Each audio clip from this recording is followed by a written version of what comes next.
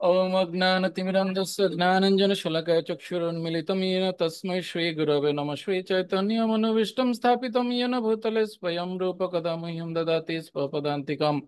नमोऽयं विष्णुपादाय कृष्णपृष्ठाय भूतले श्रीमते भक्तिवेदान्त स्वामिनीति नामिने नमस्ते सरस्वती देवे गौरवाणी प्रचारिणे निर्विशेष शून्यवादी पाश्चात्य देश तारिणे नमो महावदनाय कृष्ण प्रेम प्रदायते कृष्णाय कृष्ण चैतन्य नामने गौरत्वेश नमः। नित्यानंद नमस्तुभ्यं प्रेमानंद प्रदायिने कलकल्मषनाशाय जन्मवापतये नमः। हे कृष्ण करुणा सिंधु दीनबन्धु जगत्पते गोपेश गोपिका कांत राधा कांत नमस्तुते तप्त कांचन गौरंगी राधे वृंदावनेश्वरी वृषभानुसुते देवी प्रणमामि हरिप्रिय वंदे वृंदावन गुरु कृष्ण कमललोचनं बलविबलभं देवं राधालिंगित विग्रहं। जय श्री कृष्ण चैतन्य प्रभु नित्यानंद श्री अद्वैत गदाधर शिवासादि श्री गौर भक्त वृंदा। हरे कृष्ण कृष्ण कृष्ण हरे हरे हरे राम राम राम हरे हरे। ओम नमो भगवते वासुदेवाय। नारायणं नमस्कृत्य नरं चैव नरोत्तमं देवीं सरस्वतीं व्यासं ततो जयमुदीरयेत्। नमो विष्णुपादाय कृष्णपृष्ठाय कृष्णमूर्तये।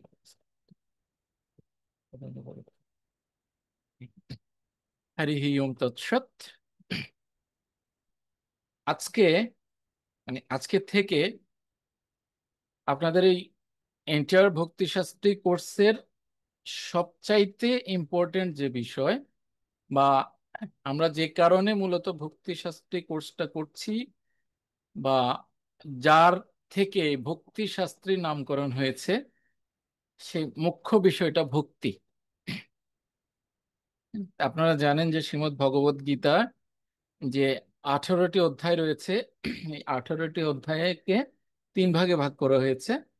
প্রথম 6টি অধ্যায় হচ্ছে কর্মশঠক, দ্বিতীয় 6টি অধ্যায় হচ্ছে হচ্ছে ভক্তি শঠক এবং শেষের 6টি অধ্যায় হচ্ছে জ্ঞান শঠক।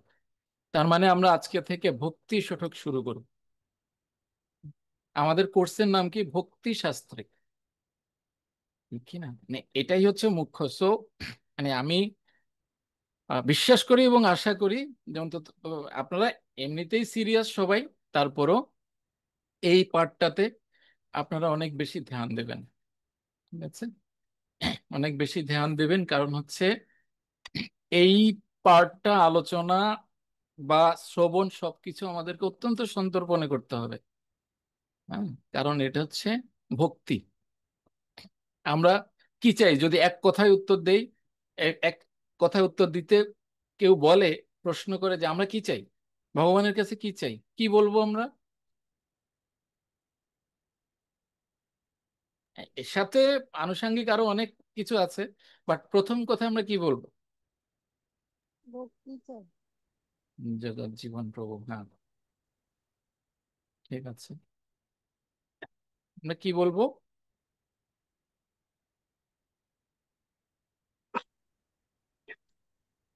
हरे कृष्ण प्रभु जी प्रणाम। প্রণাম। हम भगवान से ये मांगेंगे, हमें आपके सेवा में लगाइए, सदा हम आपके शरण कर सके व्हाट आपके। इज व्हाट इज आपकी सेवा? आपके সেবা मतलब আমি সকাল থেকে শুরু হয়, আমি ভগবানের সবসময় ভগবানের সেবায় থাকতে পারি, চিন্তন করে ভোগ বানানো থেকে মঙ্গল আরতি থেকে ব্যাস, Okay, এইগুলোর you are speaking elaborately, right? But I just want to know the gist of my question, right? By one word, just a word. Then what will you say? प्रभु हिंदी हिंदी बोलिए please. Hindi I am not used to it Hindi. और Bengali Bengali বলুন। ওকে, আমি বলতে যাচ্ছি যে আপনাকে যদি এক কথায় উত্তর দিতে হয়, একটা শব্দে উত্তর দিতে হয়, আপনি কি বলবেন? আপনি তো বিস্তারিত বলছেন, ঠিক আছে, কিন্তু এক কথায় যদি বলতে চাই? ওকে। আমার আমার গুরু মহারাজ বলেছেন, ভগবানের কাছে যদি কিছু চাইতে হয় তাহলে সবসময় যেন আমরা ভগবানের সেবায় নিজেকে নিযুক্ত রাখতে পারি। You can use only one word, আপনি কেবল একটাই শব্দ ব্যবহার করতে পারবেন উত্তরের জন্য। একটাই শব্দ আপনাকে দেওয়া হলো, একটাই শব্দ বলে, একটা শব্দের মাধ্যমে আপনি বলবেন। আমাকে আপনার সেবা में লাগান। प्रेम আপনার भक्ति। আপনার সেবায় লাগান, তিনটা হয়ে গেল। प्रेम भक्ति। ওকে। প্রেম ও ভক্তি দুটো হয়ে গেছে।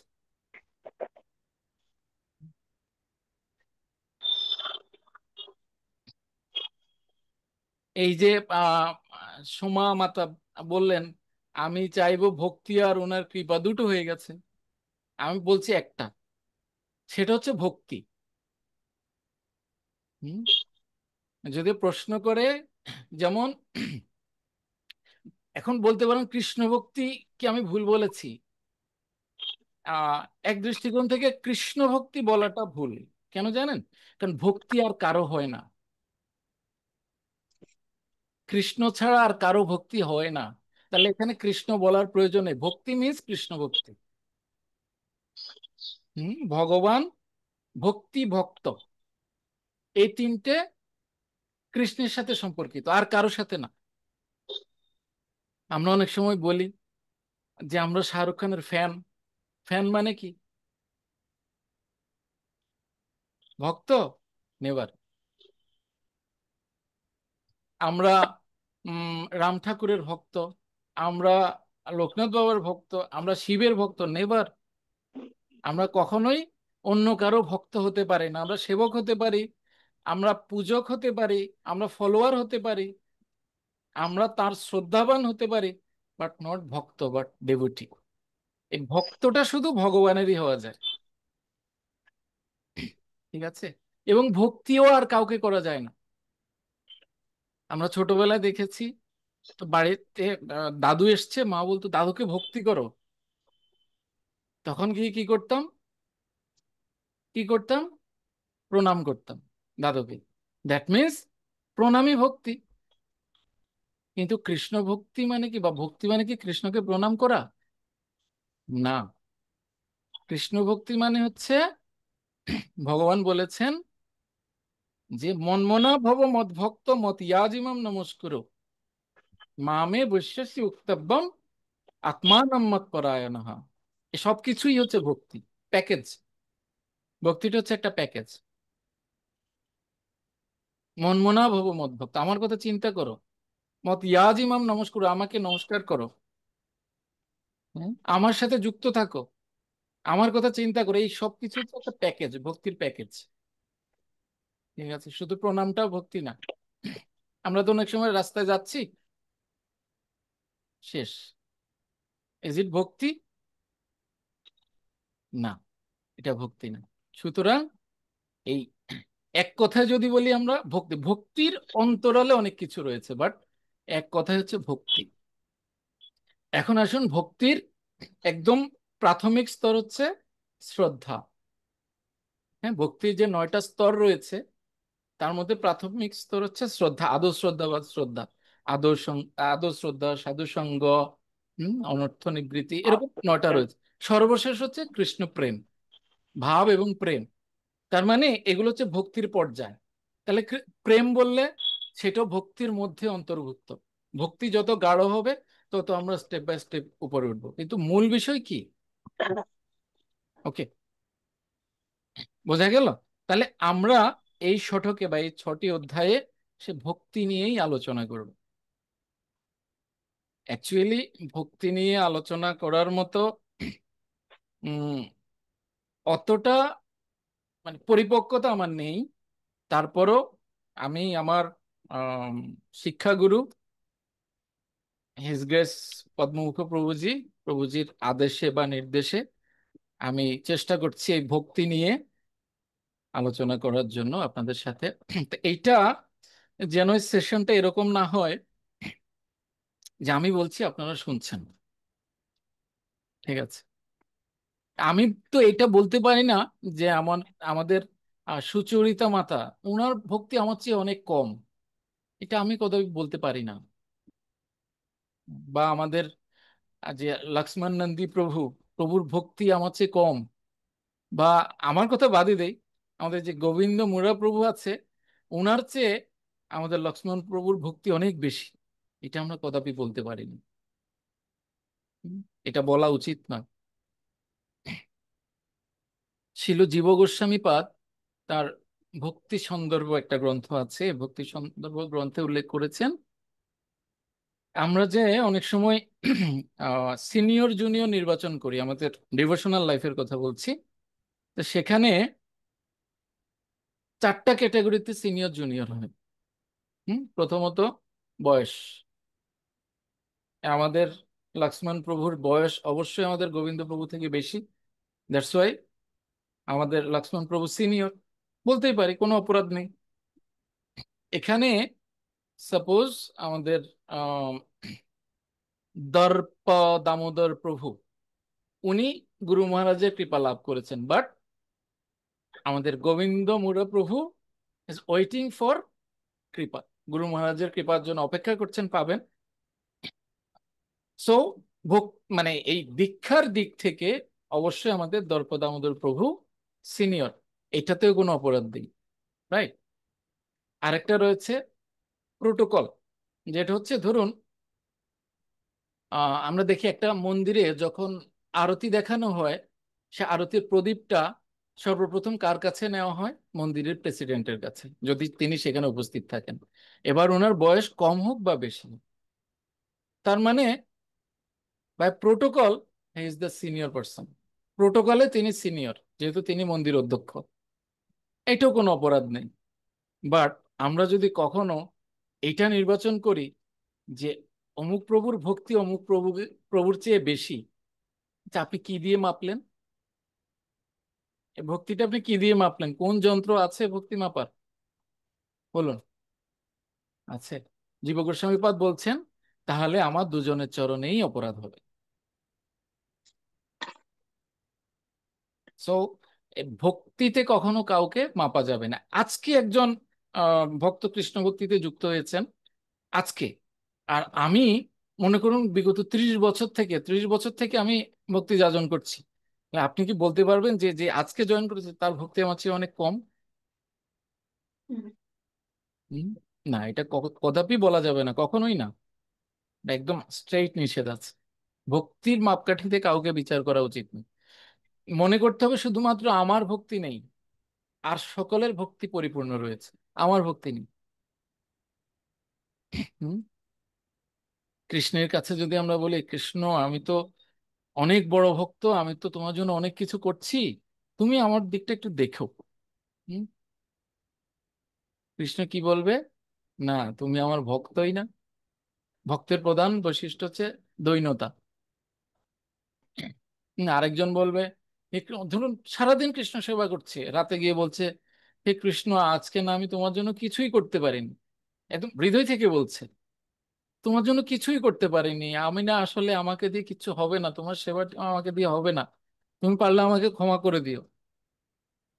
হ্যাঁ, কৃষ্ণ কোনটা গ্রহণ করবে? যে বলছে আমার ভক্তি আছে তারটা গ্রহণ করবে, না যে বলছে যে আমার ভক্তি নেই আমি তোমার জন্য কিছু করতে পারছি না তারটা গ্রহণ করবে? হুম, কারটা গ্রহণ করবে? অবশ্যই যে বলছে আমার ভক্তি নেই, রাইট, 2 নাম্বারটা, আমার ভক্তি নেই তারটাই কৃষ্ণ গ্রহণ করবে। বিষয়টা উল্টো হয়ে গেল না? যে নিজেকে সার্টিফাই করছে আমার ভক্তি নেই, কৃষ্ণ বলছে না তোমার ভক্তি আছে, আর যে নিজেকে সার্টিফাই করছে আমার ভক্তি আছে, কৃষ্ণ বলছে না তোমার ভক্তি নেই। হ্যাঁ, সো এই ভক্তিটা পরিচালন, এই ভক্তিটা অনুশীলন আহ সরল কিন্তু সহজ নয়, রাইট, সরল কিন্তু সহজ নয়। ঠিক আছে, সো আমরা ভক্তি যাজন করব, এই ভক্তি যাজনের সহায়ক হিসেবে আমরা এই ভক্তি শাস্ত্রী কোর্স করছি। তার মধ্যে ভক্তি শাস্ত্রী কোর্সের একটা হচ্ছে ভক্তি আর একটা হচ্ছে শাস্ত্রী। এই ভক্তিটা আমরা এখন আলোচনা করব, যদিও পুরো ভগবদ গীতার অনেক জায়গায় আমরা ভক্তি দেখতে পাই, যেমন 2য় অধ্যায়ে নিশ্চয় আমরা পড়েছি যে সেখানে পুরো ভগবদ গীতার যে বিষয়বস্তুগুলো ভগবান সেখানে আলোচনা করেছেন, সেখানে কর্ম ছিল সংক্ষেপে, সেখানে জ্ঞান ছিল, সেখানে বুদ্ধি বা ভক্তি ছিল, সবকিছুই ছিল। এরপরে ভগবান বিস্তারিতভাবে প্রত্যেকটা জিনিস আবার আলোচনা করছেন। তো সেখানে সংক্ষিপ্তাকারে ছিল এই ভক্তিটা। এখন আমরা ইন ডিটেইলে ভক্তিটা, ভক্তি এবং ভক্ত এবং ভগবান তিনটা সম্পর্কেই আমরা এই শতকে জানবো। ঠিক আছে, ওকে।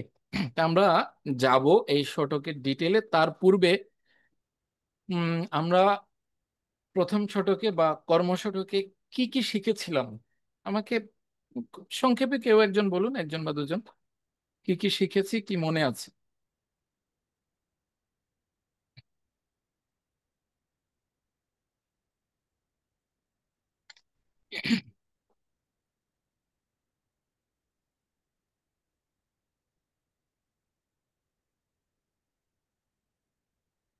কারো কিছু মনে নেই?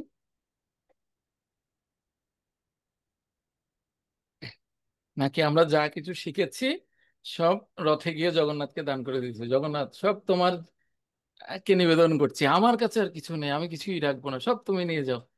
হ্যাঁ, এরকম হলে কিন্তু হবে না। ঠিক আছে, বলুন। জয়ানন্দ শ্যামপ্রভু বলুন, জয়ানন্দ শ্যামসুন্দর প্রভু। হুম। হরে কৃষ্ণ প্রভু, দণ্ডবত প্রণাম। সংক্ষেপে বলুন, সংক্ষেপে, ডিটেল বলার দরকার নেই, সংক্ষেপে বলবেন। তো আমার আমি অতটা বলতে পারছি না, কিন্তু ওই কিছু কিছু মানে যেগুলো নোট করে রেখেছি ওগুলোই বলছি প্রভু। হুম, বলুন। মানে যেমন এখানে হচ্ছে, নোট আছে, এখানে এখানে এখানে কোনো নোট আছে? মানে প্রভু বুঝতে পারছি না। না, আমার মানে খাতায় যেগুলো নোট করে রেখেছি আর কি। মানে হৃদয়ে কোনো নোট আছে, সেখান থেকে বললে বেশি ভালো হয়।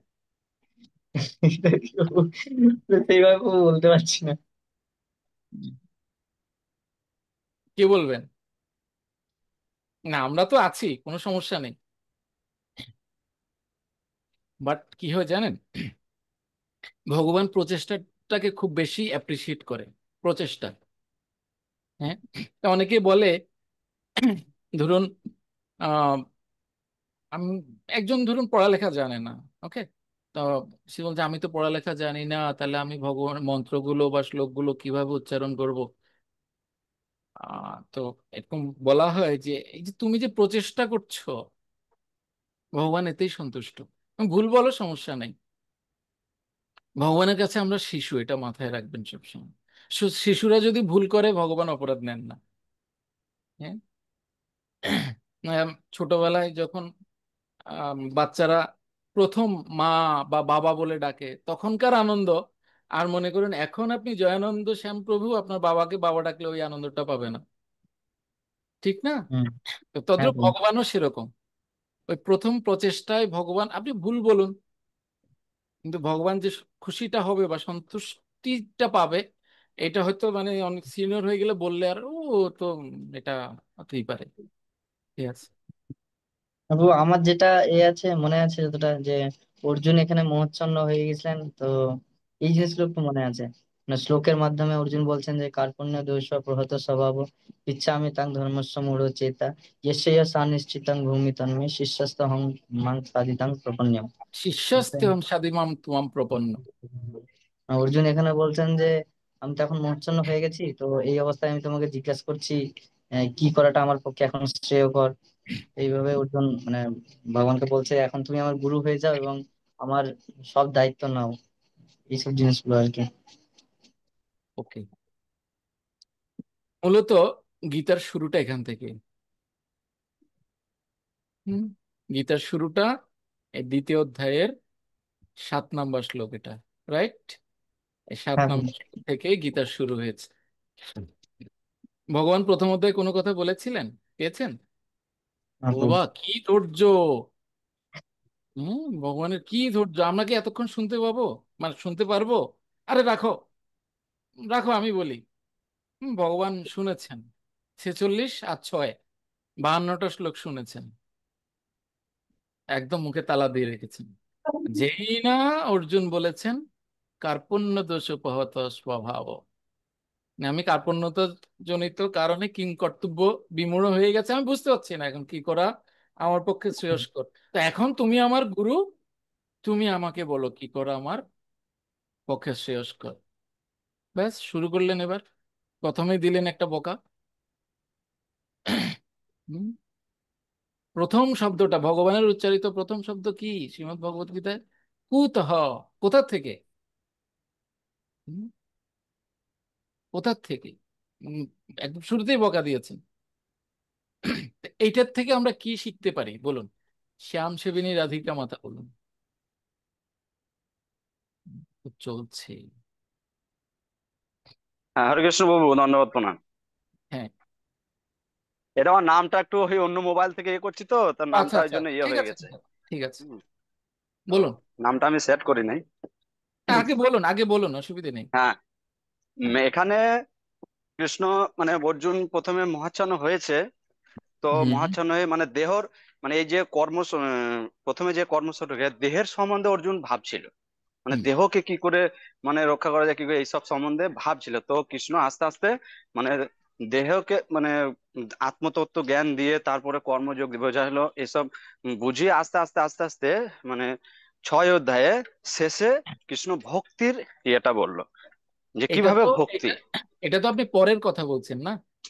হ্যাঁ, হ্যাঁ, মানে এই সব দ্বিতীয় অধ্যায় মানে সপ্তম শ্লোকের পুরোটাই পরের দ্বিতীয় কথাটা প- বলছেন আপনি? হ্যাঁ, হ্যাঁ, মানে মানে পুরো আপনি, অধ্যায়টাই মানে নিয়ে বলছে আর কি, মানে পুরো 6টা অধ্যায় আচ্ছা আচ্ছা। ওটা। তারপরে এই সপ্তম অধ্যায়ে ভক্তি শতকে পুরো ভক্তি মানে নিষ্কাম ভক্তিটা কি সেটা বোঝাবে হুম, এবার। এই যে, হুম। তারপর তারপর থেকে তো এই সপ্তম অধ্যায় শুরু হবে ভক্তি মানে ভক্তি শতকে ভক্তিটা ওকে কিভাবে মানে। ওকে, প্রভু আপনার নামটা কি করে বলবেন? তারক হরিপ্রসাদ দাস, পানিহাটি। আচ্ছা আচ্ছা আচ্ছা, ঠিক আছে ঠিক আছে, ধন্যবাদ। হুম। জয়ন্তী জীবেশ্বরী মাতা বলুন।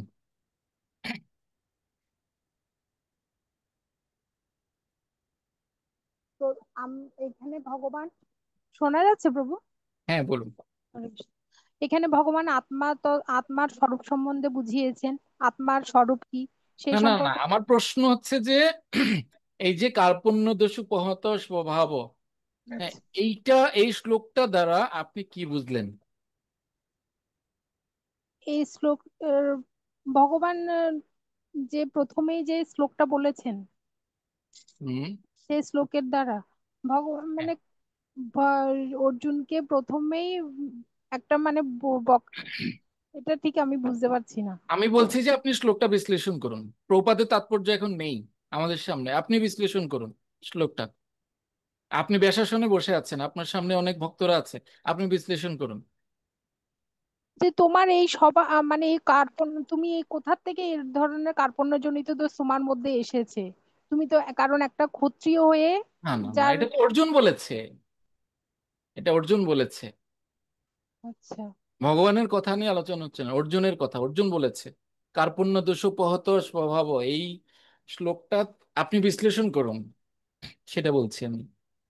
মানে অর্জুনের শ্লোকটাকে আমি বিশ্লেষণ করব, রাইট। না ভগবান যেটা বলেছে না না না সেটাকে? না, ভগবানের কথা তো আমরা বলিনি, ভগবান পরে, আচ্ছা। বাদ। আচ্ছা। কার্পণ্য কার্পণ্যজনিত দোষের মানে আমাদের আত্মীয় স্বজন সমস্ত সবাইকে নিয়ে আমি যেই আমরা যে ঘেরাটোপের মধ্যে থাকি, সেখান থেকে বেরোতে হয়তো আমাদের একটু সমস্যা হয় নানা কারণে।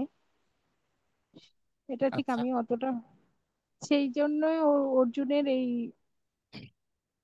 মানে নিজেকে বুঝতে পারছে না, কিং কর্তব্য বিমূঢ় হয়ে পড়েছে, কি করবে না করবে। আচ্ছা, ওকে ফাইন, আমাকে ভক্তিশাস্ত্রের 8টি লক্ষ্য বলুন তো। ভক্তিশাস্ত্রের যে 8টি লক্ষ্য।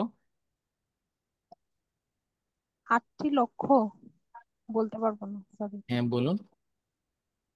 ভক্তি শাস্ত্রী করার মাধ্যমে তো মানে না আমরা, না, 8টি নির্দিষ্ট লক্ষ্য রয়েছে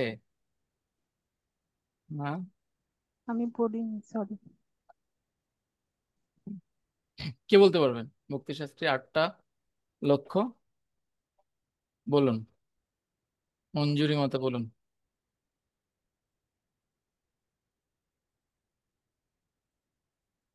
হরে কৃষ্ণ প্রভু, শোনা হ্যাঁ যাচ্ছে? হ্যাঁ হ্যাঁ, শুনতে পাচ্ছি, বলুন। জ্ঞান, উপলব্ধি, আহ ঠিক যাচ্ছি তো, এইটাই তো না?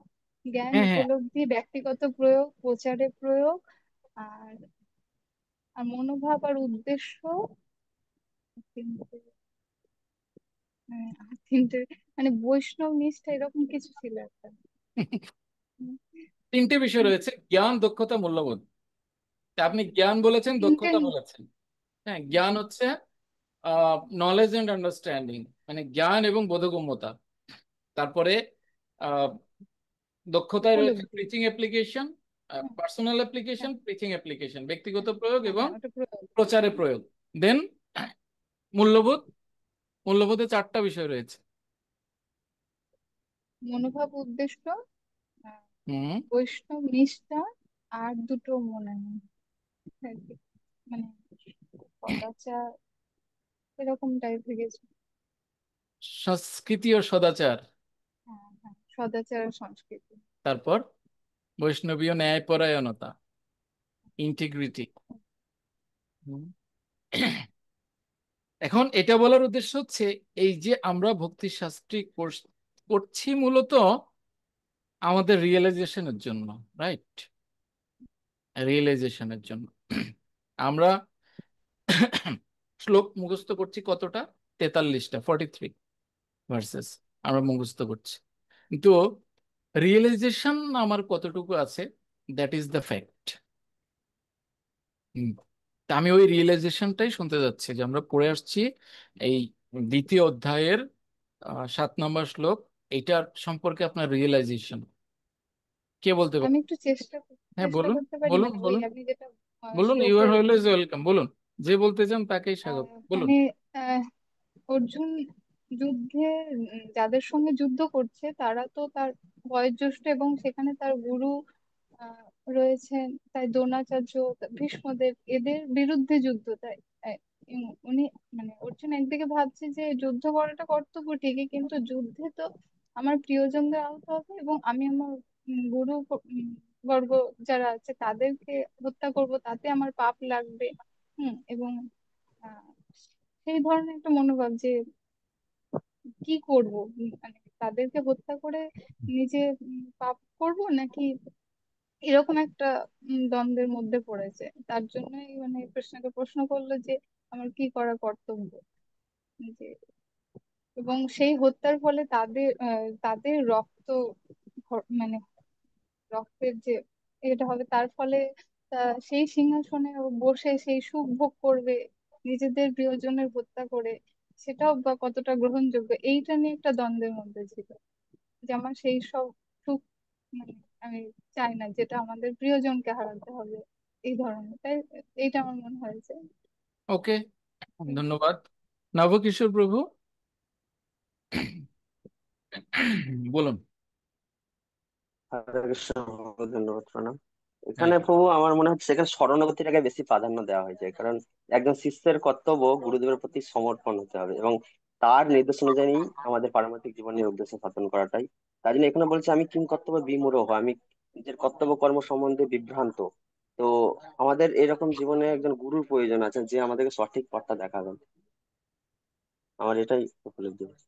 প্রভু আপনাকে আমরা একটু দর্শন করতে যাচ্ছি, ইজ ইট পসিবল? আমি এখন সেরকম স্থিতিতে নেই, তো দিচ্ছি। সরি।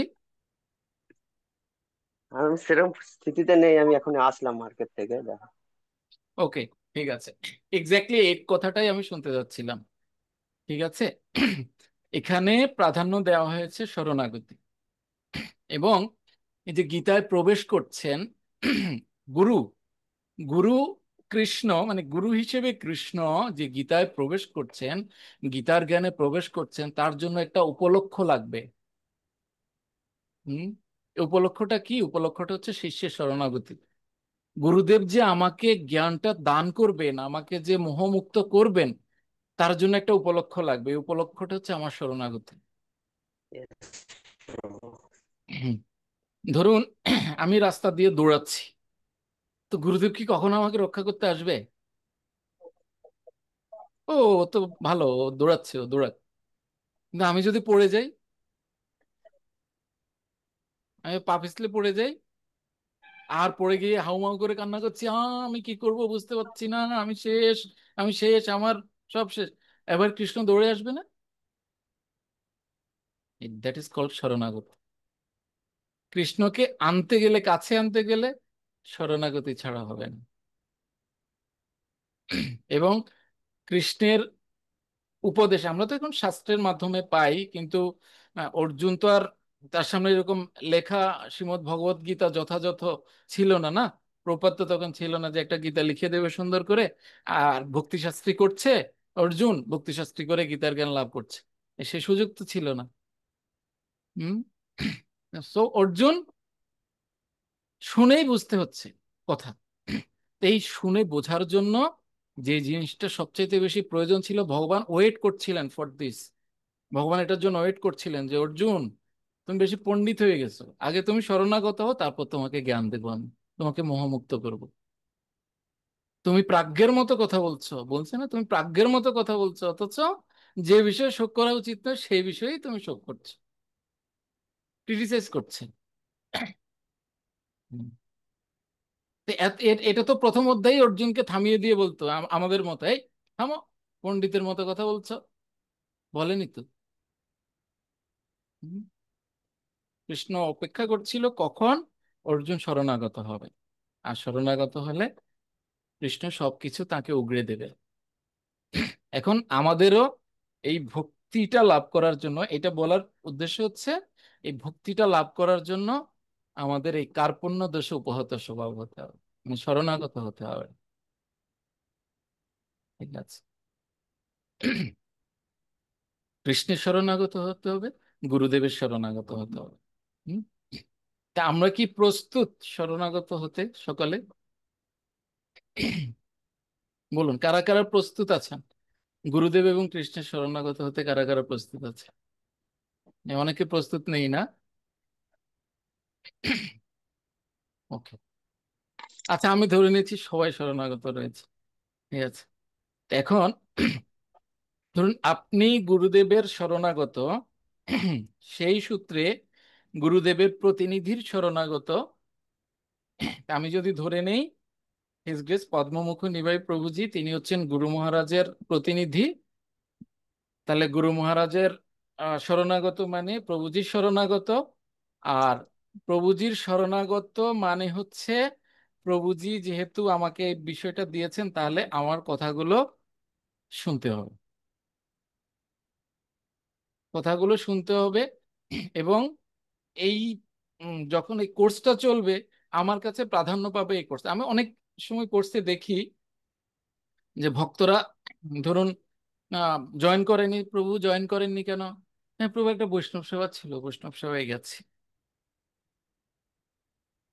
মানে হোয়াট এ কমেন্ট! বৈষ্ণব সেবায় গেছে, কোনটা আপনার কাছে ইম্পর্টেন্ট? লোকনাথ ব্রহ্মচারীর একটা কথা আছে, উম, যে পয়েন্টটা হচ্ছে এরকম: ভাবিস মনে ত্যাগী হবি, সে তো সহজ নয়, আগে গ্রহণ করেই তবে ত্যাগী হতে হয়। দ্যাট মিনস আমি যে বৈষ্ণব সেবায় গেছি সেখানে কিছু দিতে গেছি, যাওয়া মানে সেখানে আমার থেকে কিছু যাবে, এটাই স্বাভাবিক। আমি যখন কোনো বৈষ্ণব সেবায় প্রসাদ পেতে যাব, সেখানে আমার থেকে কিছু যাবে, যদি আমার কাছে না থাকে মাইনাস হয়ে হলেও যাবে, যাবেই। তা আমি যদি গ্রহণ না করি তাহলে কি হবে? হুম। ঠিক আছে। সুতরাং আগে গ্রহণ করতে হবে, তাহলে আগে গ্রহণটা আমাদেরকে চিন্তা করতে হবে, তারপর বৈষ্ণব সেবায় যাব। ওকে। সো এরপরও আমি বলছি না যে একবারে মানে জয়েন করতে হবে, কিন্তু আপনাদের পক্ষ থেকে সর্বোচ্চ চেষ্টা থাকতে হবে যাতে জয়েন করা যায়। এটা আমার হাম্বেল রিকোয়েস্ট। আমি রিকোয়েস্টই বলবো, এটা আমার রিকোয়েস্ট প্রত্যেকের প্রতি। না আপনি দেখুন, একটা ক্লাস মিস করবেন, পরের ক্লাসে মনে হয় আপনার কাছে একটু হিজিবিজি লাগবে, এটা মানে এটাই স্বাভাবিক। এগুলো ধারাবাহিক আলোচনা তো, সো এরকম লাগবে। ঠিক আছে। ওকে, ধন্যবাদ সকলকে আহ, আপনাদের রিয়েলাইজেশনের জন্য। আশা করছি এই রিয়েলাইজেশন বা মূল্যবোধ, নলেজ, স্কিল অ্যান্ড ভ্যালিউস, ভ্যালুটার প্রতি আপনারা সবচেয়ে বেশি গুরুত্ব দেবেন। ওকে।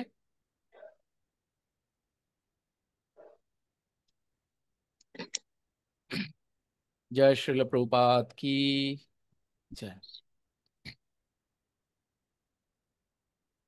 ইউনিট 2, এই অধ্যায়গুলো পাণ্ডিত্য কিংবা মানসিক জল্পনা কল্পনার মাধ্যমে বোঝার চেষ্টা না করে ভক্ত সঙ্গে শ্রবণের মাধ্যমে বোঝার চেষ্টা করা উচিত। সপ্তম থেকে দ্বাদশ পর্যন্ত এই 6টি অধ্যায় ভগবদ গীতার সারমর্ম স্বরূপ।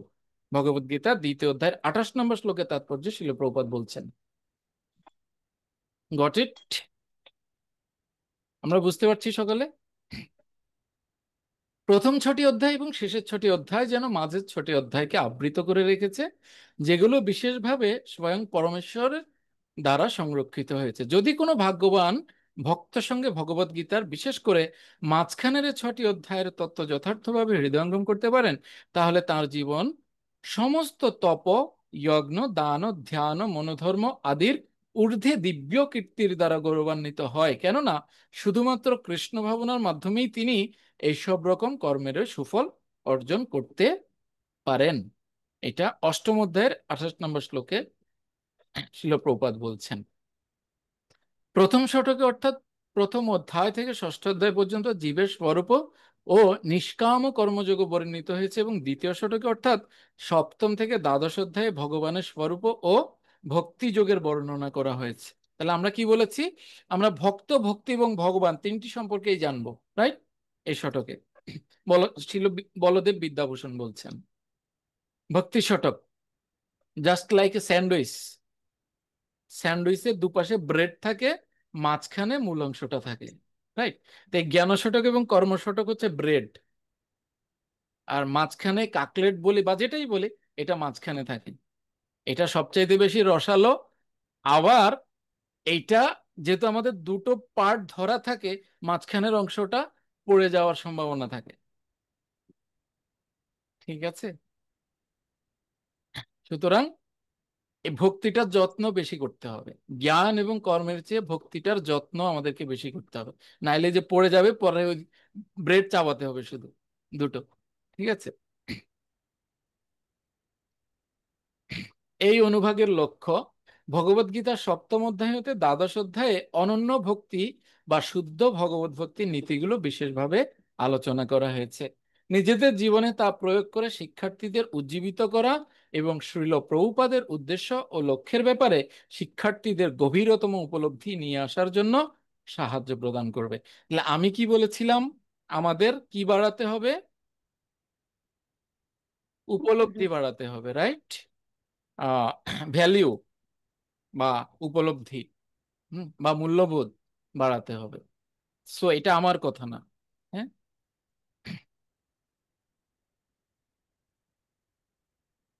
তো এই 7ম অধ্যায় বা বিজ্ঞান যোগ, আমরা 4র্থ অধ্যায় কি পড়ে এসেছি মনে আছে? এই অধ্যায়টার নাম কি? 4র্থ অধ্যায় জ্ঞান। জ্ঞান যোগ বা জ্ঞান যোগ, জ্ঞান যোগ। আর এই 7ম অধ্যায় হচ্ছে বিজ্ঞান যোগ। বি মানে কি? বাদ দেওয়া। বি মানে বাদ দেওয়া, মানে বিজ্ঞান মানে কি? জ্ঞান বাদ দেওয়া? তা কিন্তু না। বিজ্ঞান মানে হচ্ছে জ্ঞানের প্রয়োগটা বিজ্ঞান। এক কথায় যদি বলি, আমরা জ্ঞানের প্রয়োগটাই হচ্ছে বিজ্ঞান। সো আমরা কর্মশতকে 4র্থ অধ্যায় থেকে যে জ্ঞান লাভ করেছি, সেখানে সবচাইতে উল্লেখযোগ্য জ্ঞান কি ছিল? মন্মনাভব মদভক্ত মতি আজিমাম নমস্কুরু। এটা ছিল সবচাইতে ইম্পর্টেন্ট জ্ঞান। আর এই জ্ঞানের প্রয়োগটাই হবে এই 7ম অধ্যায়। এজন্য এটাকে বলা হচ্ছে বিজ্ঞান, জ্ঞানের প্রয়োগ, রাইট? এই অধ্যায়ে 30টা শ্লোক রয়েছে। পরম তত্ত্বের বিশেষ জ্ঞান ও মদগত চিত্তে কৃষ্ণ ভজনার পন্থা। পরম তত্ত্বের 3টি রূপ রয়েছে বা পরম সত্যের 3টি রূপ রয়েছে। আমরা জানি ব্রহ্ম, পরমাত্মা এবং ভগবান, আমরা এর আগেও আলোচনা করেছি। তার সম্পর্কে বিশেষ জ্ঞান এবং মদগত চিত্তে কৃষ্ণ ভজনার পন্থা। What is মদগত? মদগত শব্দের অর্থ কি বলো?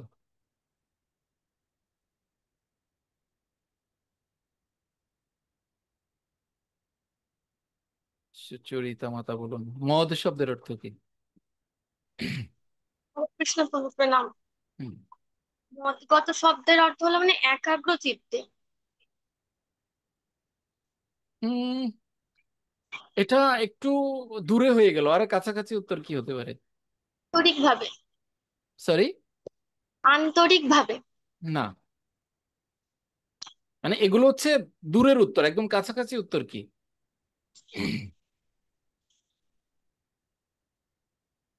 মদমত্ত মানে কি? মদ শব্দের অর্থ কি? মদ, ষড়রিপু আছেন আমাদের, কাম ক্রোধ লোভ মোহ মদ মাৎসর্য, মদটা কি?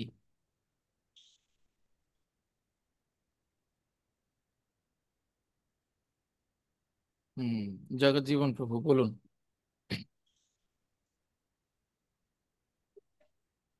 অনন্য চিত্তে।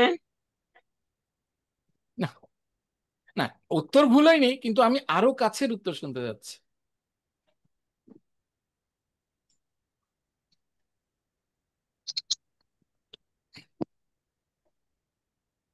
মদ মানে হচ্ছে ড্রিঙ্কস, অ্যালকোহল।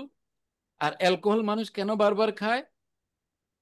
আসক্তির কারণে, ঠিক কি না? এই মদ মানে হচ্ছে আসক্তি। মদ মানে হচ্ছে আসক্ত, আসক্ত চিত্তে। এখন আসক্তিটা কার প্রতি? কৃষ্ণের প্রতি। আসক্ত হয়ে করতে হবে, আসক্ত হলে মানুষ পাগল হয়ে যায় নাকি? হ্যাঁ, যখন একজন মানুষের মদের মদের নেশা ওঠে, তখন সে মদ না পেলে উন্মাদ হয়ে যায়। এই তদ্রূপ এরকম আমাদের কৃষ্ণের নেশা যখন উঠবে, তখন কৃষ্ণকে না পেলে আমাদেরকে এরকম উন্মত্ত হয়ে যেতে হবে, পাগল হয়ে যেতে হবে। দ্যাট ইজ মদমত্ত, মদগত। ঠিক আছে? তো সেই মদ তো বিশেষ বিশেষ সময়ে আমাদের নেশা ওঠে, কৃষ্ণের নেশা সবসময় থাকতে হবে আমাদের। ঠিক আছে? এই নেশাযুক্ত চিত্তে, কার নেশা? কৃষ্ণের প্রতি নেশা। হ্যাঁ? শুদ্ধ ভক্তরা কি করে? কৃষ্ণকে না দেখলে এক মিনিটও তারা থাকতে পারে না, মানে কৃষ্ণের সান্নিধ্য ছাড়া, যেমন শ্রীমতী রাধা ঠাকুরানী। হুম? রাধারানী, আহ কৃষ্ণ একবার বিরজা কুঞ্জে গেছে, ভগবত ধামে বা বৃন্দাবনে বিরজা কুণ্ডে গেছে। বিরজা সাথে কৃষ্ণ রয়েছে, আর রাধারানী তো কৃষ্ণকে দেখতে পাচ্ছে না, ক্ষেপে গেছে। একদম ক্ষেপে গিয়ে পুরো রথ নিয়ে 63 সহস্র সখী সমেত আক্রমণ করতে গেছে কৃষ্ণকে। হুম। পরে কৃষ্ণ তো ভয়ে শেষ, কৃষ্ণ কি করলো? বলতে আজকে আর রক্ষা নাই, বিরজা তুমি নদী হয়ে যাও। তো বিরজা তখন নদী হয়ে গেছে, আর কৃষ্ণ সেই নদীতে একটা সর্প হয়ে বিচরণ করছে রাধারানীর ভয়ে। বুঝতে পারছেন? তো এই রাধারানী ছিল মদগত চিত্ত, মানে কৃষ্ণের প্রতি এতটাই আসক্ত যে একটু দেখতে পাচ্ছে না, খেপে গেছে। হ্যাঁ, এত বড় সাহস! তো এরকম মদগত চিত্তে কৃষ্ণ ভজনার পন্থা কিভাবে আমরা এরকম আসক্ত হয়ে কৃষ্ণের প্রতি আমরা ভজনা করতে পারবো? বলুন প্রভু, বেদবিদ প্রভু বলুন।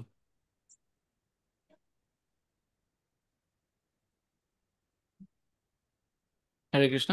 হরে কৃষ্ণ প্রভু, দণ্ডবত প্রভু। হ্যাঁ, ধন্যবাদ, প্রণাম। ওই মদগত চিত্ত বলেছিলেন, তখন হ্যাঁ, হাত তুলেছিলাম প্রভু, যে মদগত, যে সম্পূর্ণভাবে ভগবানের শরণাগত হয়ে, মানে নিজেকে তার কাছে সমর্পিত করা 100%। ওকে।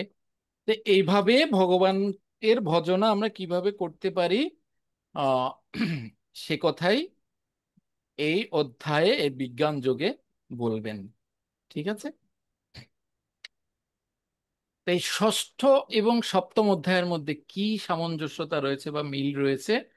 তো ষষ্ঠ অধ্যায়ের শেষ 47 নং শ্লোকে শ্রীকৃষ্ণ বলেছেন, যিনি শ্রদ্ধা সহকারে মদ্গত চিত্তে আমার ভজনা করেন, তিনি সবচাইতে অন্তরঙ্গভাবে আমার সঙ্গে যুক্ত, এবং তিনি সমস্ত যোগীদের মধ্যে শ্রেষ্ঠ। শ্রদ্ধা বাহান ভজতে যেমন। হ্যাঁ, যে মদগত চিত্তে আমার ভজনা করেন। এবারে মদগত চিত্তে তো ওখানে বলেছেন, এবারে তো মদগত চিত্তটা বিশ্লেষণ করতে হবে। হোয়াট ইজ মদগত চিত্ত?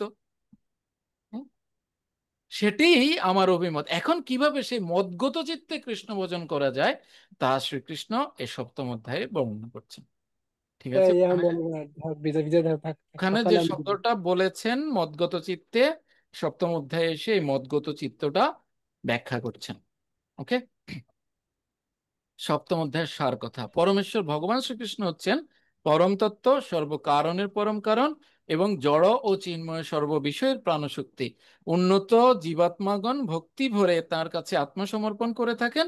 পক্ষান্তরে অধার্মিক জীবাত্মারা অন্যান্য বিষয়ের ভজনায় তাদের মন বিক্ষিপ্ত করে থাকেন। তো এই যে এই অধার্মিক জীবাত্মারা অন্যান্য বিষয়ের ভজনায় তাদের মন বিক্ষিপ্ত করে থাকেন, এইটা হচ্ছে মূলত মায়ার প্রভাব। হ্যাঁ, মায়ার দুটি প্রভাব রয়েছে এই সমস্ত ব্যক্তিদের উপরে। হ্যাঁ, সেটা হচ্ছে, এক হচ্ছে প্রক্ষেপাত্মিকা আর একটা হচ্ছে বিক্ষেপাত্মিকা। এই দুটো প্রভাব রয়েছে মায়ার। প্রক্ষেপাত্মিকাটা হচ্ছে মানে কি, ধরুন আহ আপনাকে, আপনি সবকিছু গুছিয়ে রেখেছেন। ধরুন আপনি একটা জিনিস তৈরি করবেন, ঠিক আছে, আপনি সবকিছু এনে গুছিয়ে রেখেছেন। এখন আমি গিয়ে সেখান থেকে একটা জিনিসকে ছুঁড়ে ফেলে দিয়েছি। ঠিক আছে, তার মানে আপনার কিন্তু পরিপূর্ণ সবকিছু নেই, নিয়ে গেছে, হরণ করে নিয়ে গেছে একটা বা দুটো জিনিস। যেমন উম, গাভীর, গাভী তো দেখেছেন আপনারা সবাই, গাভীর উদরের মানে মেরুদণ্ডের নিচে উদরের উপরে দুটো অংশ খালি, ওখানে কোনো কিছু নেই। হ্যাঁ, তো এরকম আমি একবার এক বর্ণনায় শুনেছিলাম, এক আহ মুনি ছিলেন, তিনি প্রতিদিন ধ্যানে যাওয়ার পূর্বে একটা গাভীকে মানে খন্ড খন্ড করে রেখে যেতেন। হ্যাঁ, আর এসে তার সেই তিনি যে ধ্যান করলেন সেই মন্ত্রপুত জল ছিটিয়ে সেই গাভীটাকে আবার পুনরায় সেই তার রূপ দান করতেন। এভাবে প্রতিদিনই করতেন। একদিন ওই মুনির সহধর্মিনী তিনি কি করেছেন, সেই গাভীর টুকরোগুলো থেকে দুটো টুকরো সরিয়ে রেখেছেন, লুকিয়ে রেখেছেন। আর মুনি এসে তো সেই একই রকম ভাবে জল ছিটে যখন দিয়েছে, গাভী দাঁড়িয়ে গেল, কিন্তু তার এই দুটো খণ্ড বা টুকরো নেই। তখন মুনি বলছে এটা কোথায় গেল, কোথায় গেল, কোথায় গেল। ধ্যান করে তিনি জানতে পারলেন যে তার স্ত্রী এ দুটো সরিয়ে রেখেছেন। তখন তিনি তাকে অভিসম্পাত দিলেন যে তুমি আহ যে কাজ করেছো এটা গোমাংস ভক্ষণ করার সমতুল্য। সো তুমি জবন হয়ে যাও, মানে গোমাংস যারা ভক্ষণ করে জবন হয়ে যাও। সেখান থেকে নাকি জবনের সৃষ্টি হয়েছে, এটা একটা কাহিনী শুনেছিলাম। তো এরকম ঠিক আমাদের মানে সাজানো গোছানো বিষয়টা থেকে কৃষ্ণ ভক্তির জন্য আমরা দেহ মন প্রাণ কায় মনো বাক্য সবকিছু আমরা সংঘবদ্ধ করেছি, একত্রিত করেছি, আমরা কৃষ্ণ ভক্তি অনুশীলন করব। এসে আমার মনটাকে হরণ করে নিয়ে গেছে মায়া। এটাকে বলা হচ্ছে প্রক্ষেপাত্মিকা। হ্যাঁ, এটা একটা প্রভাব। আরেকটা প্রভাব হচ্ছে মায়ার, মনে করুন এরকম আমি সবকিছু সাজিয়ে গুছিয়ে সুন্দর করে রেখেছি, মা কি করবে, এগুলো ছড়িয়ে ছিটিয়ে দেবে। কোনো কিছু হরণ করে নেবে না, বাট ছড়িয়ে ছিটিয়ে দেবে, বিক্ষিপ্ত করে দেবে এগুলোকে। আর তখন আমি ধরুন ঠিক করলাম, আবার করে দিচ্ছে, আবার ঠিক করলাম, আবার করে দিচ্ছে, আবার ঠিক করলাম, এবার বারবার করতে দেখ আর করবোই না, বিরক্ত লাগছে আর করবোই না, ব্যাস শেষ, মায়া সফল। এটাই সে চেয়েছিল। এইভাবে আপনার মনকে বিক্ষিপ্ত করবে, করার পরে আপনি বলবেন না আমার দরকার নেই, কৃষ্ণ ভক্তি বাবা থাক, কৃষ্ণের কাছে কৃষ্ণ ভক্তি থাক, আমার কাছে আমি থাকি, ব্যাস শেষ, কৃষ্ণ ভক্তি শেষ। তো এই দুটো প্রভাব থেকে আমাদেরকে অত্যন্ত সতর্ক থাকতে হবে, এই প্রক্ষেপাত্মিকা প্রভাব এবং বিক্ষেপাত্মিকা প্রভাব থেকে। ওকে, তো এই সপ্তম অধ্যায়ের ভূমিকায় শিল শ্রীধর স্বামী বলেছেন, বিঘ্নীয়মাত্মনস্তত্বম সংযোগম সমুদাহৃতম ভজনীয়মথিদানীমীশ্বরম রূপমীরিয়তে। অনুভূতির বিষয়ে আত্মতত্ত্বের সংযোগ নামে অভিহিত হলো, এখন ভজনযোগ্য ঐশ্বর রূপ কথিত হচ্ছে। বিশ্বনাথ চক্রবর্তী ঠাকুর কি বলছেন, সপ্তমে ভজনীয়স্য শ্রীকৃষ্ণেশ্বরীয় মুচ্যতে ন ভজন্তে ভজন্তে ইয়েতে চাপ্যুক্তাশ চতুর্বিধা। সপ্তম অধ্যায়ে ভজনীয় শ্রীকৃষ্ণের ঐশ্বর্য সমূহ এবং ভজনশীল ও অভজনশীল ভেদে 4 প্রকার উপাসকের বিষয় বর্ণিত হয়েছে। বলদেব বিদ্যাভূষণ কি বলছেন? সপ্তমে ভজনীয়স্য স্বস্বয়ং প্রকৃততে চাতুর্বিধ্যস্ন ভজতাম তথৈবা ভজতামপি। সপ্তম অধ্যায়ে স্বকীয় ভজনীয় ভগবানের ঐশ্বর্যের কথা বিশেষ রূপে বর্ণনা করা হচ্ছে। সেই ভজনশীল ব্যক্তিকে 4 প্রকারে বিভক্ত করা হয়েছে এবং অভজনশীল ব্যক্তিকেও সেভাবেই বিভক্ত করা হয়েছে। আমরা জানবো প্রভুপাদ কি বলছেন। পড়ুন তো একজন, কে পড়বেন? একজন পড়ুন। এনিওয়ান, হাত তুলুন, কে পড়বেন? ওকে, পড়ুন। ভগবদ গীতার এই সপ্তম অধ্যায়ে ভগবত তত্ত্বের বিশদ বর্ণনা করা হয়েছে। ভগবান শ্রীকৃষ্ণ সর্ব ঐশ্বর্যপূর্ণ। তার এই সমস্ত ঐশ্বর্যের প্রকাশ কিভাবে হয় তা এখানে বর্ণনা করা হয়েছে।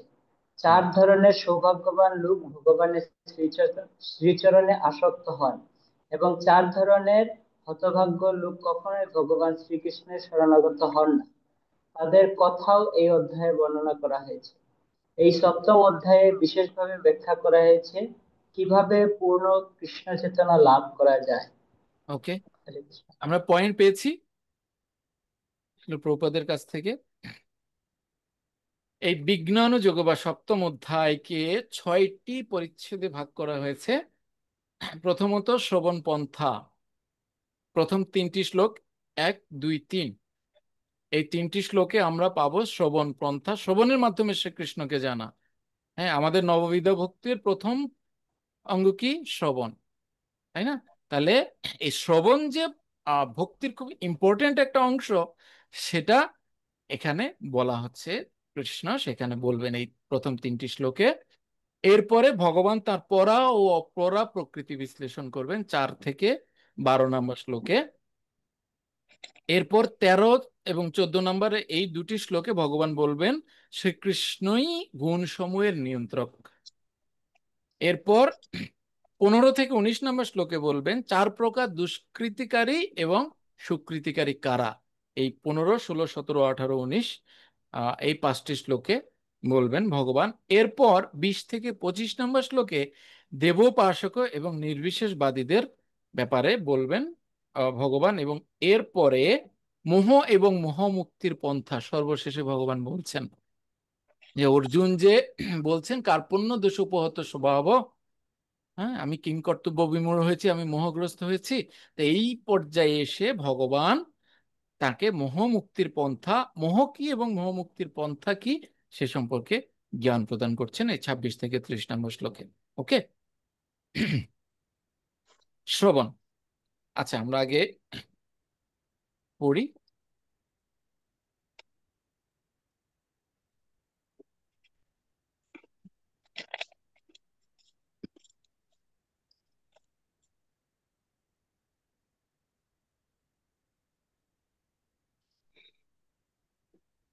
আচ্ছা, বিষাদ যোগ মানে কি? এটা স্বাদ নেই নাকি?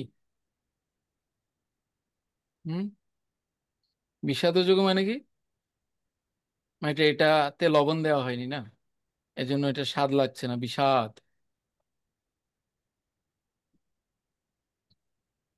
বিষাদ মানে হচ্ছে কনফিউশন, বিষাদগ্রস্ত, কি করব না কি করব, মানে এরকম একটা কনফিউশন। ওকে, সপ্তম অধ্যায় বিজ্ঞান যোগ শ্লোক নং 1। শ্রী ভগবান উবাচ ময়্যাসক্তমনঃ পার্থ যোগং युञ्जन्मदाश्रयः असंशयं সমগ্রं মাম যথাজ্ঞাস্যসি তশৃণু। অনুবাদ পড়ুন একজন,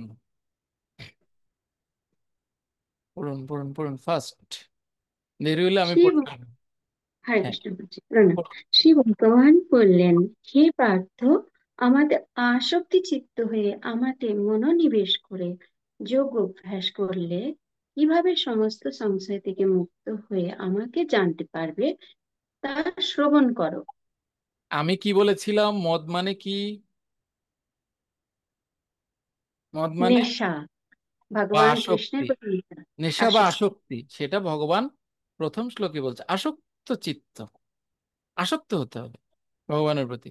আমরা কারা কারা ভগবানের প্রতি আসক্ত? হুম হুম মাতা। ওকে, ঠিক আছে। ভগবান বললেন, হে পার্থ, আমাকে আসক্ত চিত্ত হয়ে, আসক্ত চিত্ত হয়ে আমাতে মনোনিবেশ করে যোগাভ্যাস করলে কিভাবে সমস্ত সংশয় থেকে মুক্ত হয়ে আমাকে জানতে পারবে তা শ্রবণ করো। ভগবান বলছেন। তা এখন প্রশ্ন হচ্ছে, ভগবান এটা কেন বলছেন? আমরা আহ, এই দুটি অধ্যায়ের মানে ষষ্ঠ এবং সপ্তম অধ্যায়ের সামঞ্জস্যে আমরা জেনেছি যে ভগবান ষষ্ঠ অধ্যায় 47 নম্বর শ্লোকে বলেছেন, মদগত চিত্তে আমার ভজনা করো, করার জন্য বলেছেন। তো এখানে এসে মদগত চিত্তটা ভগবান বিশ্লেষণ করছেন। এই মদগত চিত্তটা বিশ্লেষণ করার জন্য, বা কিভাবে মদগত চিত্তে ভগবানের ভজনা করা যায়, হ্যাঁ, সেটা ভগবান এই অধ্যায়ে বলছেন, বা এই অধ্যায়ে বলার জন্য একটা প্রেক্ষাপট তৈরি করছেন। সেজন্য ভগবান এই কথাটা বলেছেন। হুম? যে অর্জুন ওকে প্রশ্ন করতে পারে যে, তুমি তো বলেছো যে মদগত চিত্তে তোমার ভজনা করতে, তো মদগত চিত্তে কিভাবে তোমার ভজনা করব? ভগবান এই মানে অর্জুনের এই প্রশ্নের কথা চিন্তা করে ভগবান আগেভাগেই বলে দিচ্ছেন যে, আমাতে আসক্ত চিত্ত হয়ে আমাকে মনোনিবেশ করে যোগাভ্যাস করলে কিভাবে সমস্ত সংশয় দূর হয়ে তুমি আমাকে জানতে পারবে তা শ্রবণ করো। এখানে প্রভুপাদ তাৎ- তাৎপর্যে দেখুন একবারে সর্বশেষে বলছেন, আহ সর্বশেষ না, সরি, ভগবান, হ্যাঁ ভগবান তাই অর্জুন, সরি, ভগবান শ্রীকৃষ্ণের চেয়ে, ভগবান শ্রীকৃষ্ণের চেয়ে নির্ভরযোগ্য আর কেউ নেই। আর তাই তার কাছ থেকে শ্রবণ করার মাধ্যমে এই জ্ঞান আহরণ করলে শুদ্ধ কৃষ্ণ ভাবনাময় মানুষ হয়ে ওঠার শ্রেষ্ঠ সুযোগ লাভ করা যায়। তাই এই জ্ঞান সরাসরি শ্রীকৃষ্ণের কাছ থেকে অথবা শ্রীকৃষ্ণের শুদ্ধ ভক্তের কাছ থেকে শিক্ষা লাভ করতে হয়, কেতাবি বিদ্যায় অহংকারী অভুক্ত ভুঁইফোড়ের কাছ থেকে নয়।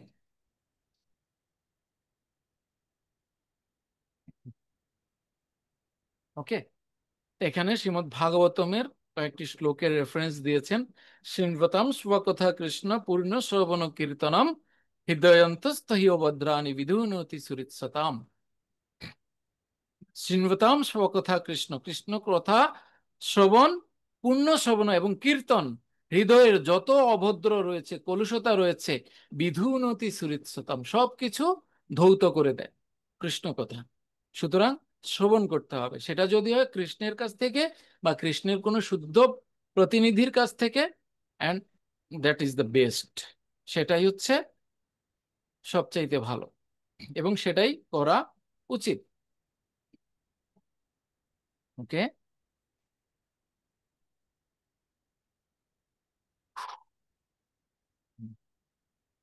শ্রীমদ্ ভাগবত ও ভগবত ভক্তের কাছ থেকে তিনি যত কৃষ্ণ কথা শুনেন ততই তার অন্তরে ভগবত ভক্তি সুদৃঢ় হয়।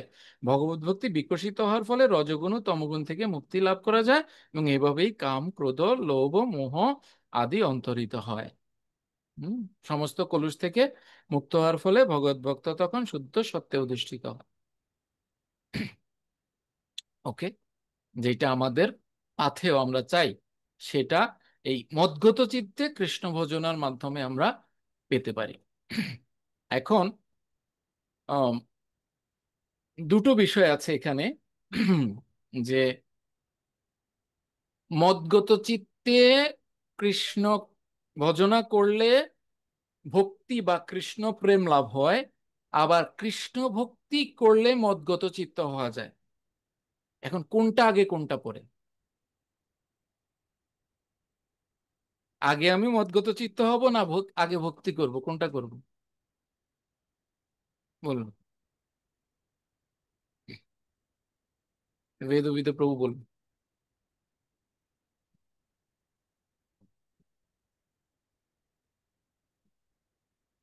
হরে কৃষ্ণ। ওকে, বলুন। হরে কৃষ্ণ প্রভু, ধন্যবাদ, প্রণাম। ও ধন্যবাদ। বলছে প্রথমে ভক্তিটাই করা উচিত আমাদের, তারপর ভক্তি থেকে আসক্তি হবে আস্তে আস্তে। ভগবান এখানে কি বলছেন? হ্যাঁ প্রভু। আপনার তো সাহস কম না, আপনি ভগবানের কথার বিরোধিতা করছেন। ভগবান কি বলছে? আমাদের আসক্ত চিত্ত হয়ে আমাদের মনোনিবেশ করে যোগ অভ্যাস করলে, তাহলে ও আগে আচ্ছা আচ্ছা আসক্ত চিত্ত হতে বলছেন আচ্ছা আচ্ছা আচ্ছা আচ্ছা, বুঝতে পারছি। না। জাস্ট আমি মজা করছিলাম। আবার ভক্তি না থাকলে আপনি ভগবানের আসক্ত চিত্ত কিভাবে হবেন? ওটাই ওটাই আমার মনে মনে আসলো যে ভক্তি যদি না করি তাহলে আসক্তি কিভাবে হবো। আসক্তি না থাকলে তো আবার ভক্তি হবে না। হ্যাঁ প্রভু, সেটা তো আবার, সেটা তো তাহলে আবার। কি কি করা যায়, এটার একটা সলিউশন বার করুন।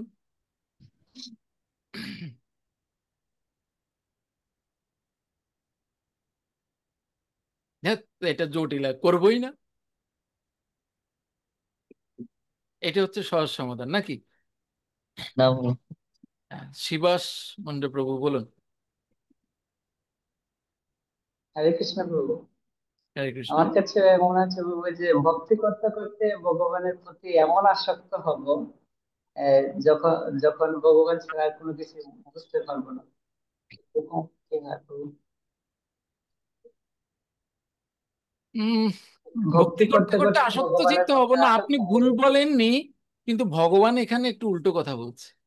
আসক্ত চিত্ত হয়ে মনোনিবেশ করে যোগ অভ্যাস করতে হবে, মানে ভক্তি করতে হবে।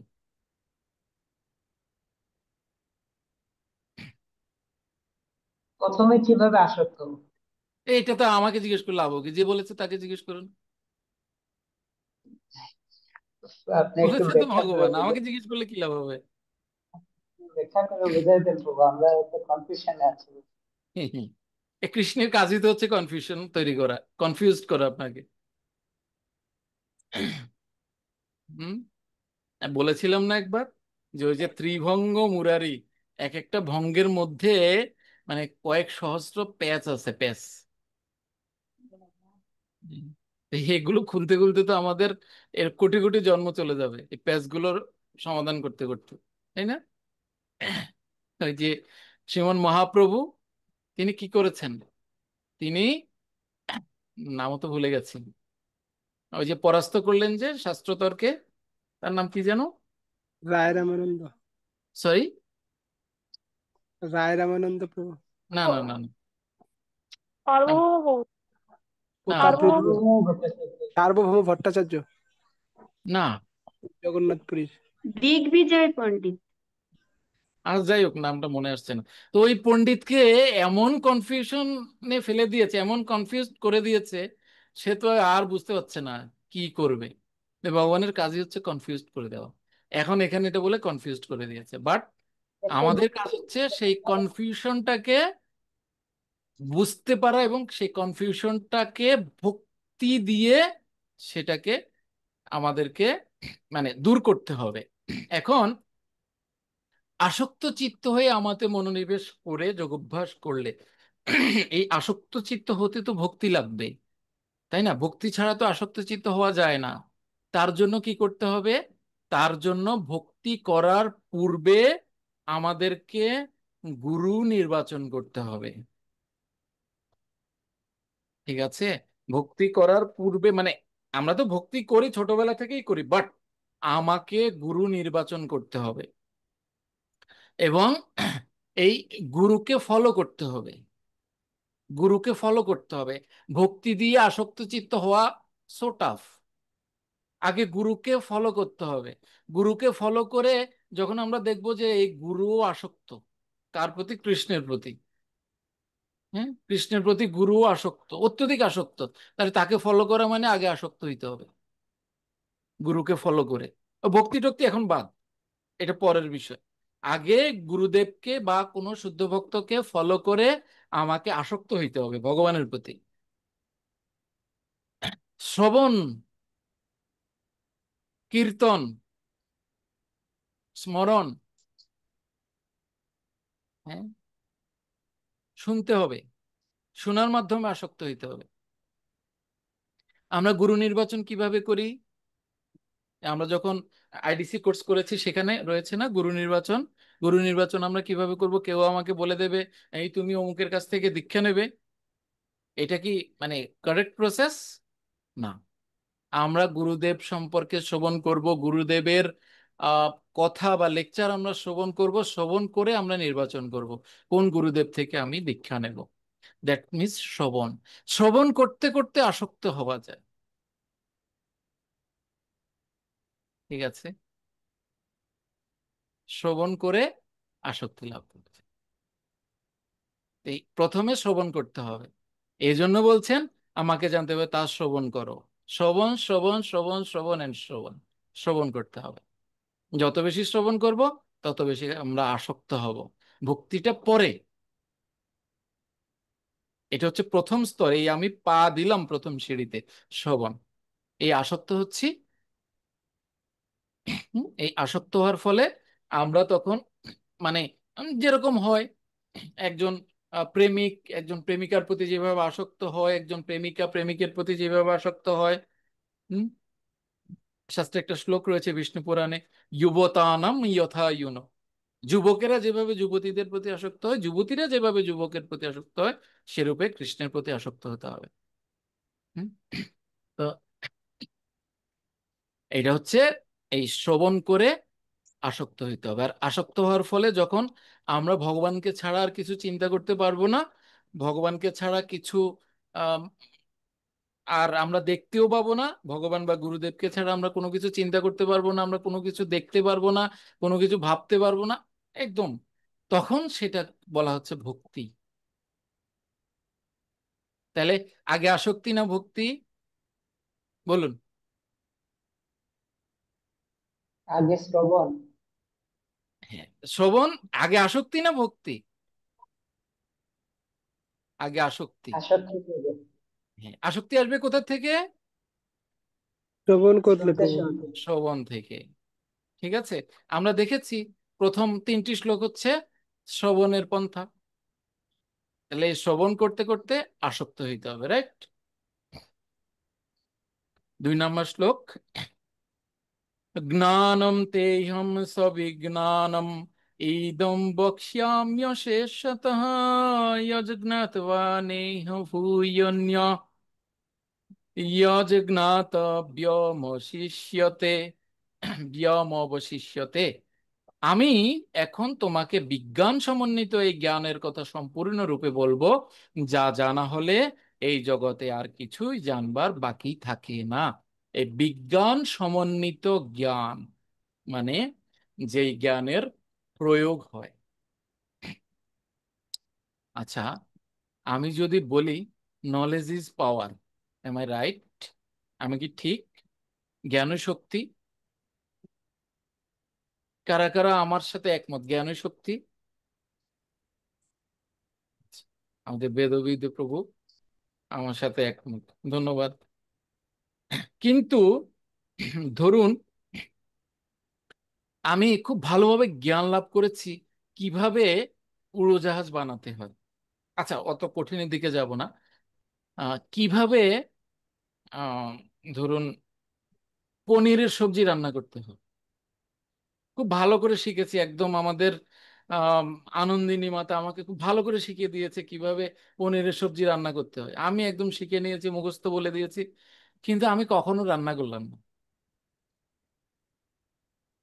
এই জ্ঞানটা কিভাবে শক্তি হলো? হয়েছে, শক্তি হয়েছে। জ্ঞান তখনই শক্তি হবে যখন তাকে আমরা প্রয়োগ করব, ব্যবহারিকভাবে প্রয়োগ করব। জ্ঞান যদি আমরা প্রয়োগ না করি তাহলে সেটা কখনোই শক্তি হতে পারে না। শাস্ত্রে যারা জ্ঞান লাভ করার পরেও জ্ঞান বিতরণ না করে তাদেরকে বলা হয় জ্ঞানখল। শাস্ত্রে তাদেরকে জ্ঞানখল বলে উল্লেখ করা হয়েছে।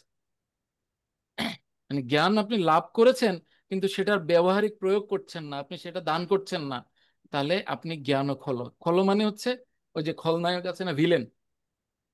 হ্যাঁ, আপনি ভিলেন। বুঝা গেল? তাহলে এই জ্ঞানটা প্রয়োগ করতে হবে।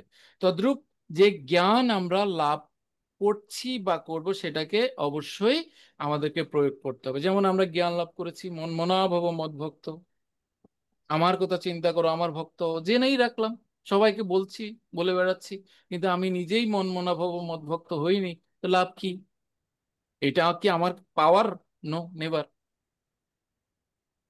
এটা মুখস্থ বলি, ঠিক আছে?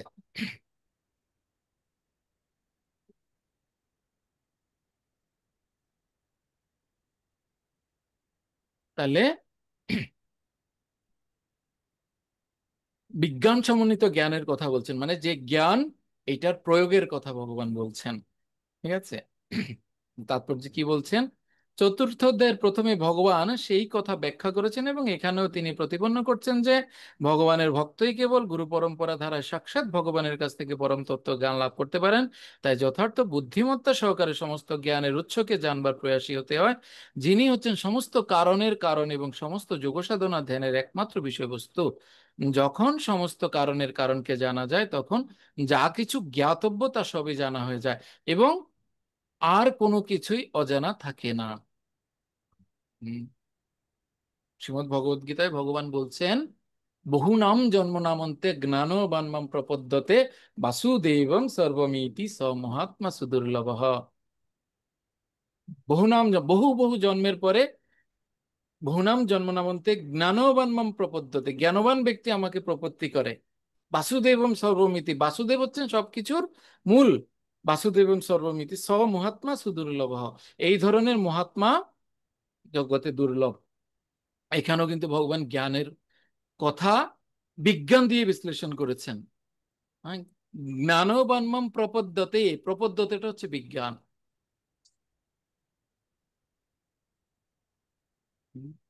ভগবান সম্পর্কে জ্ঞান লাভ করলাম, ভগবানকে প্রণতি করলাম না, প্রপত্তি করলাম না, তাহলে এই জ্ঞান দিয়ে কি হবে? ঠিক আছে, সো আমাদেরকে জ্ঞান লাভের পাশাপাশি সেটাকে বিজ্ঞানে পরিণত করতে হবে। বেদে বলা হয়েছে, কস্মিন্নু ভগব বিজ্ঞাতে সর্বমিদম বিজ্ঞাতম ভবতীতি, যে এই যে বিজ্ঞান, ভগবত বিজ্ঞান, এটি জানার ফলে সবকিছু জানা হয়ে যায়, আর কিছু জানার বাকি থাকে না। ওকে, 3 নম্বর শ্লোকে ভগবান বলছেন, আচ্ছা এখানে এই 2 নম্বর শ্লোকে ভগবান এই 1 নম্বর শ্লোকে যে জ্ঞানের কথা বোঝাতে যাচ্ছেন, আসক্ত চিত্ত হয়ে বা আমাকে জানার, জানতে হলে এটা শ্রবণ করো, আমার কথা শ্রবণ করো, তো এই যে জানতে হলে বা এই জ্ঞানটা কি, ভগবান সেটা বিশ্লেষণ করছেন। হ্যাঁ, যে এই বিজ্ঞান সমন্বিত জ্ঞান, এই বিজ্ঞানের আরেক নাম ভক্তি আমরা বলতে পারি, রাইট?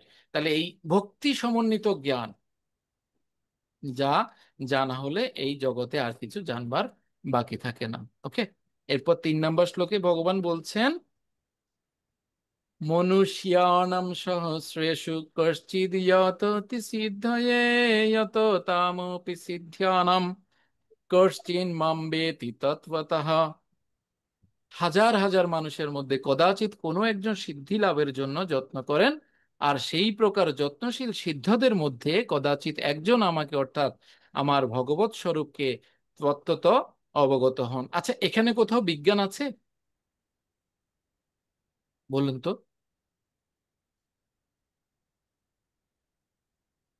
এখানে কোথাও বিজ্ঞানের উল্লেখ আছে?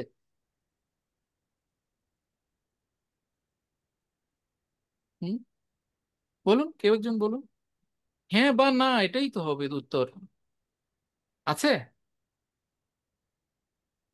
আনন্দিনী মাতা বলুন, আপনি তো আনমিউট আছেন, বলুন। এখানে বিজ্ঞান আছে কোথাও? আমি জানি না প্রভু। হুম, মাতা বলুন, সুচরিতা মাতা বলুন। হ্যাঁ প্রভু, বিজ্ঞান আছে। ভগবত কোনটা? যে মানে ভগবানের যে স্বরূপের কথা বলা হচ্ছে, ওটা একটি মানে বিজ্ঞান। আহা, এতক্ষণ কি বুঝালাম? বিজ্ঞানটা হচ্ছে জ্ঞানের ব্যবহারিক প্রয়োগ। হ্যাঁ। তাহলে ভগবানের স্বরূপটা কিভাবে বিজ্ঞান হতে পারে? এটা কি ব্যবহারিক প্রয়োগ? না, ভগবানের স্বরূপটাকে জানা ওটাই তো ব্যবহারিক প্রয়োগ। জানাটা তো জ্ঞান।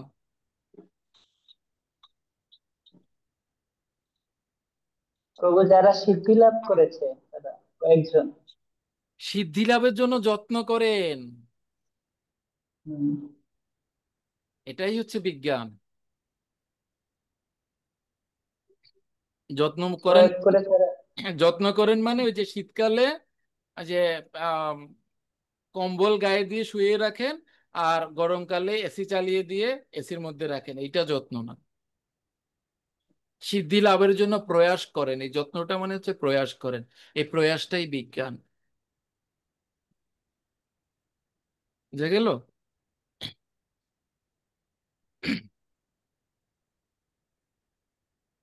ওকে, 3 নম্বর শ্লোকে তাৎপর্যে প্রভুপাদ কি বলছেন? প্রভুপাদ বলছেন, প্রকৃতপক্ষে ভক্তি মার্গ সহজ নয়। আমরা কি বলেছিলাম শুরুতে? ভক্তি সরল তবে সরল। সহজ নয়, সিম্পল বাট নট ইজি। তাহলে প্রপাদে বলছেন প্রকৃতপক্ষে ভক্তি মার্গ সহজ নয়। তথাকথিত কোনো মন গড়া পন্থায় ভক্তিযোগ অনুশীলন করা সহজ হতে পারে, কিন্তু শাস্ত্রীয় বিধি অনুসারে যথার্থ ভক্তিযোগ অনুশীলন করা মনোধর্মী জ্ঞানী ও দার্শনিকদের পক্ষে সম্ভব নয়। তাই তারা অচিরেই ভক্তি মার্গ থেকে ভ্রষ্ট হয়। ভক্তি রসামৃত সিন্ধু গ্রন্থে শিল রূপ গোস্বামী পাদ উল্লেখ করেছেন বা বলেছেন, শ্রুতি স্মৃতি পুরাণাদি পঞ্চরাত্র বিধিন বিনা ঐকান্তিকী হরির ভক্তি উৎপাতইব কল্পতে। উপনিষদ, পুরাণ, নারদ, পঞ্চরাত্র আদি প্রামাণিক বৈদিক শাস্ত্র বিধির অনুগামী না হয়ে যে ভগবত ভক্তি, তা কেবল সমাজে উৎপাতেরই সৃষ্টি করে।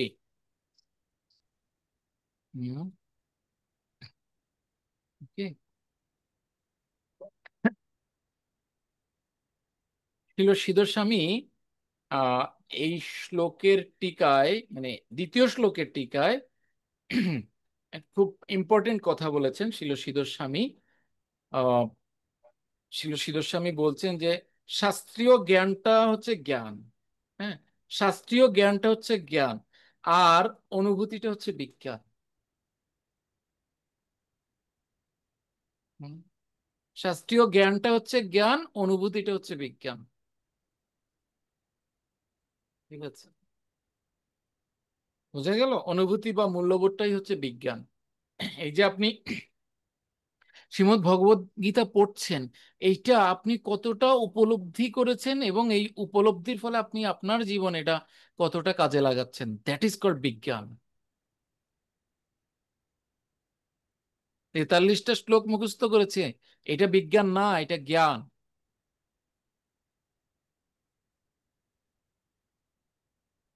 43টা শ্লোকের একটাও যদি আমি আমার জীবনে কাজে লাগাই, দ্যাট ইজ কল্ড বিজ্ঞান। বুঝে গেল? তাহলে জ্ঞান এবং বিজ্ঞানের পার্থক্য আমরা বুঝতে পেরেছি। শাস্ত্রীয় জ্ঞানটা হচ্ছে জ্ঞান, আর অনুভূতিটা হচ্ছে বিজ্ঞান, শিল সিদ্ধর স্বামী বলছেন।